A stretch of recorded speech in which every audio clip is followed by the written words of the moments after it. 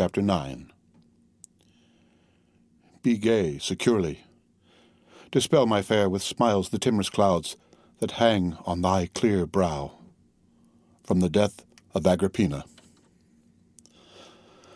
The sudden and almost magical change from the stirring incidents of the combat to the stillness that now reigned around him acted on the heated imagination of Hayward like some excited dream. While all the images and events he had witnessed remained deeply impressed on his memory, he felt a difficulty in persuading him of their truth.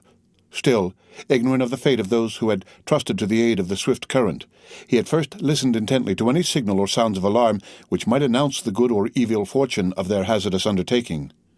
His attention was, however, bestowed in vain, for with the disappearance of Uncas, every sign of the adventurers had been lost, leaving him in total uncertainty of their fate. In a moment of such painful doubt, Duncan did not hesitate to look around him without consulting that protection from the rocks which just before had been so necessary to his safety. Every effort, however, to detect the least evidence of the approach of their hidden enemies was as fruitless as the inquiry after his late companions. The wooded banks of the river seemed again deserted by everything possessing animal life.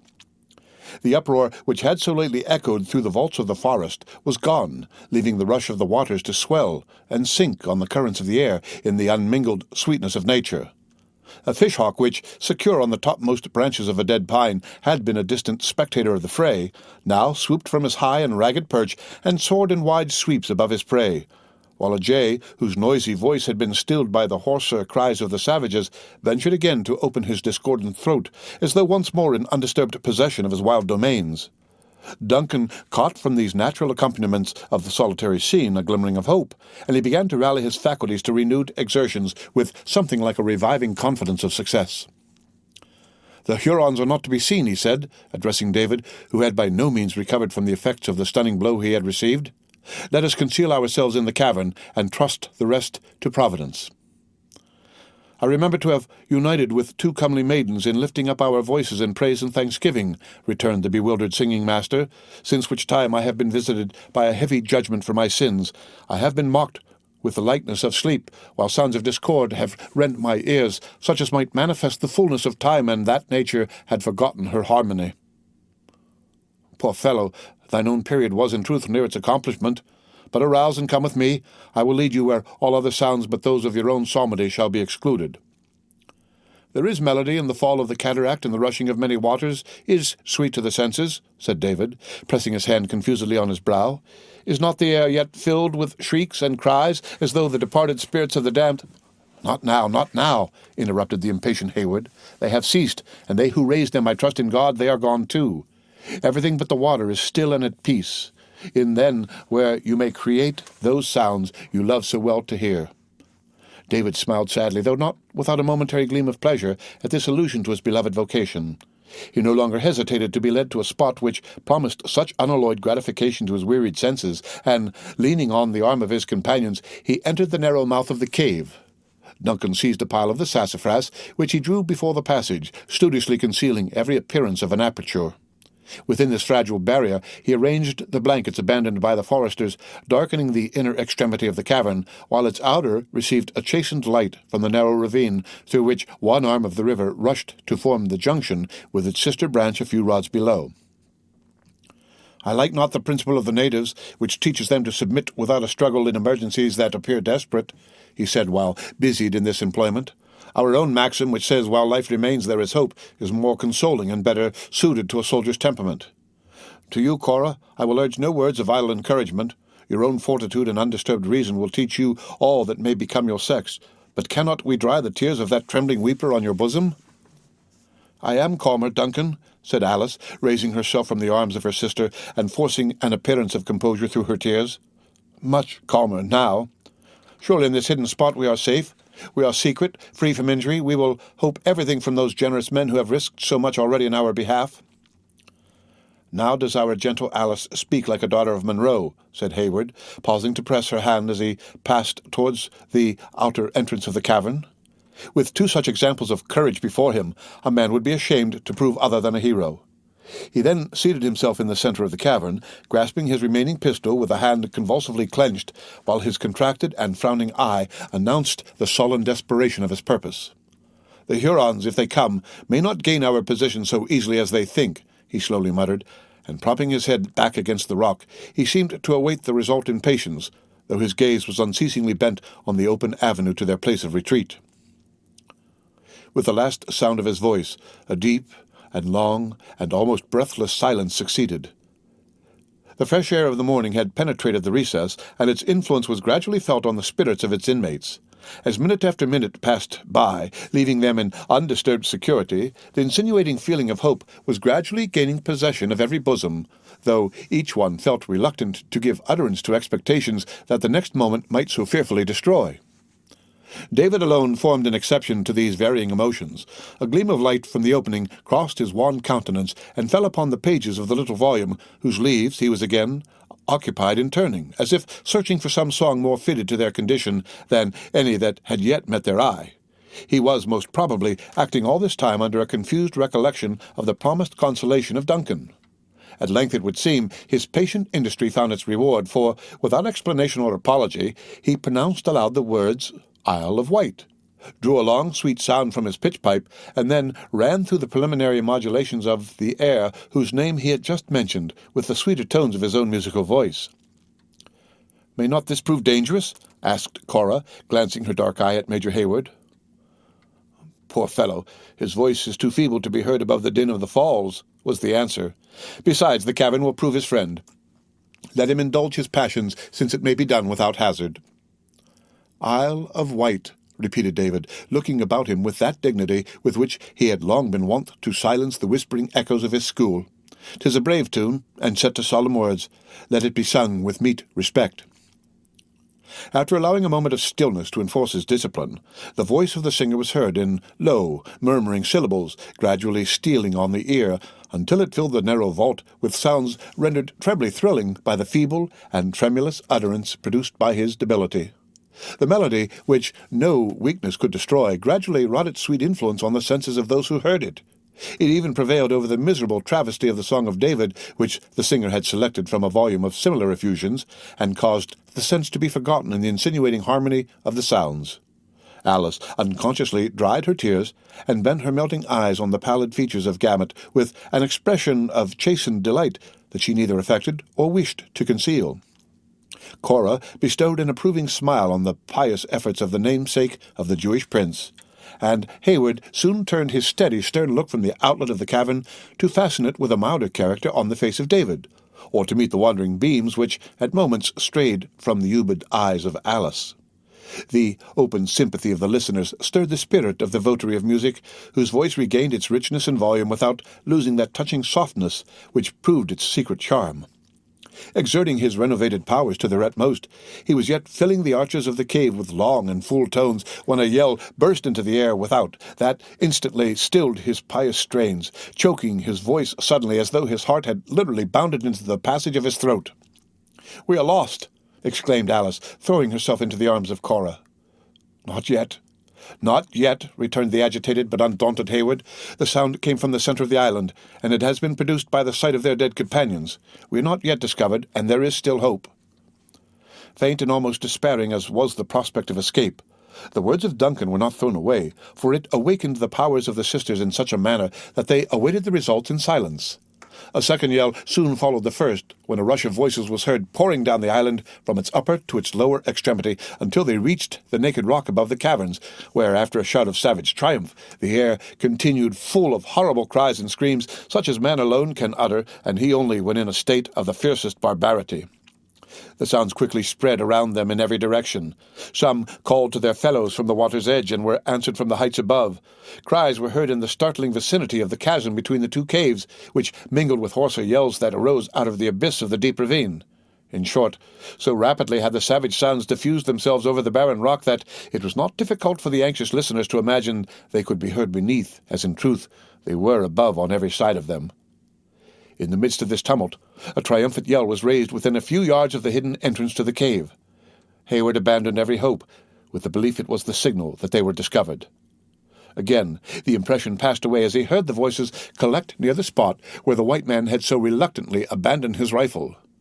Amid the jargon of Indian dialects that he now plainly heard, it was easy to distinguish not only words, but sentences in the patois of the Canadas.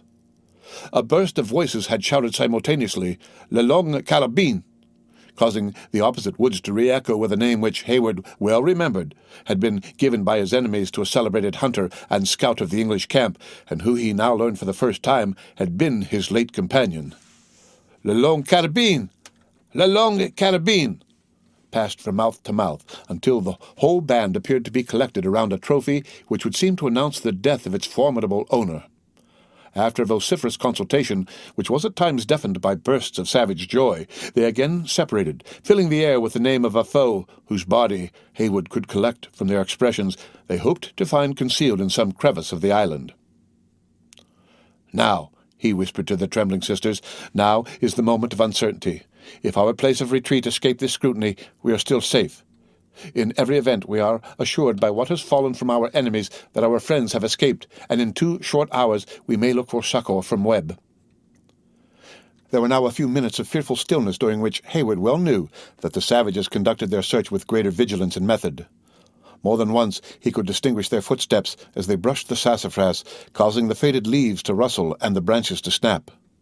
At length the pile yielded a little.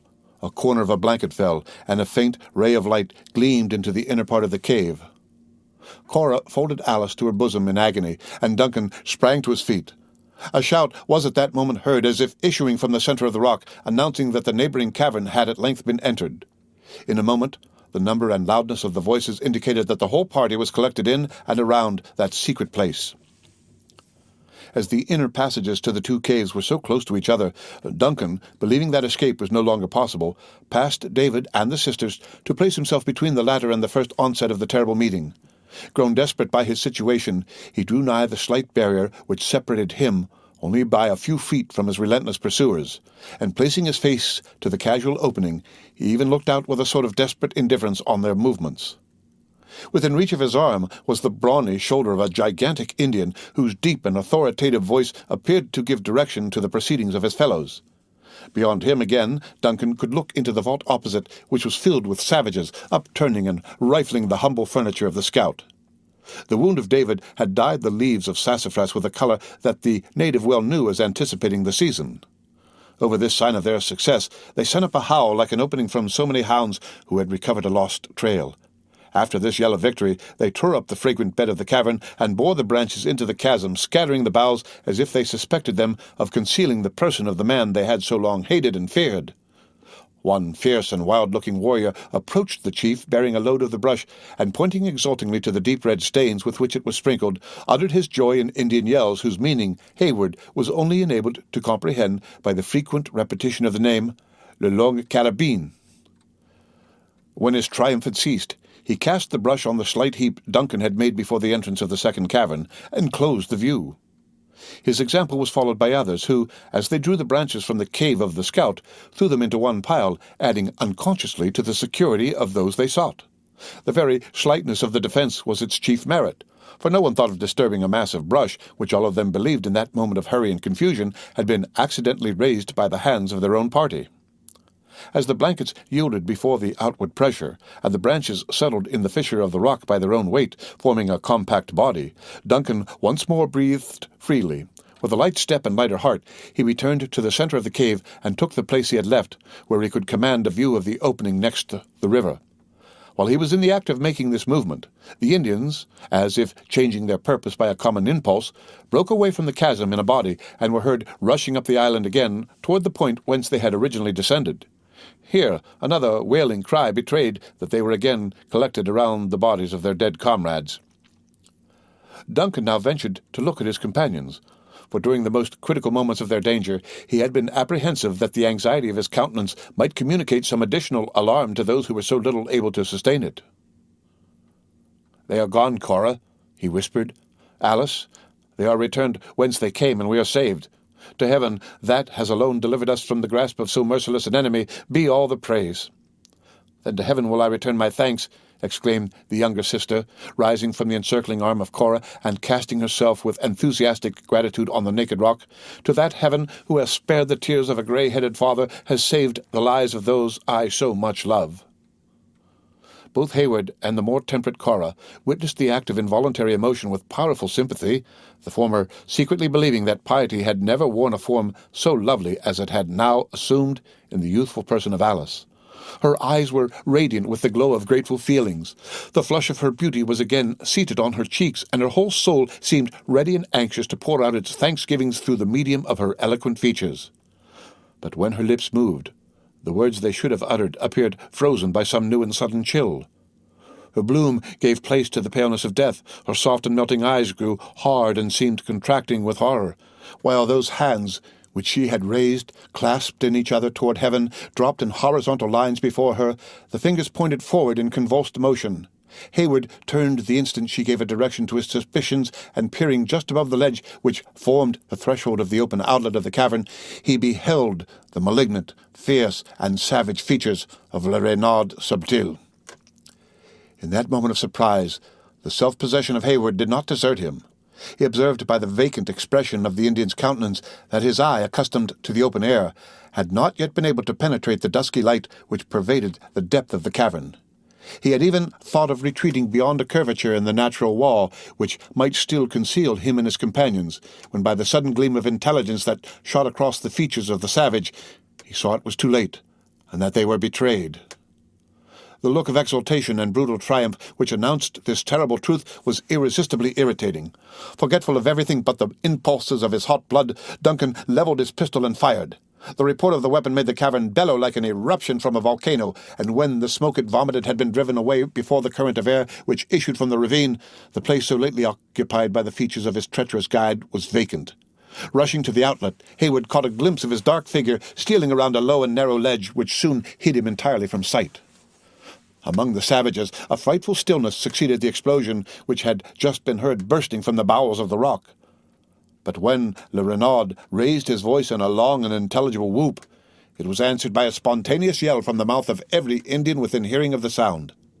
The clamorous noises again rushed down the island, and before Duncan had time to recover from the shock, his feeble barrier of brush was scattered to the winds, the cavern was entered at both its extremities, and he and his companions were dragged from their shelter and borne into the day, where they stood, surrounded by the whole band of the triumphant Hurons. The end of Chapter 9.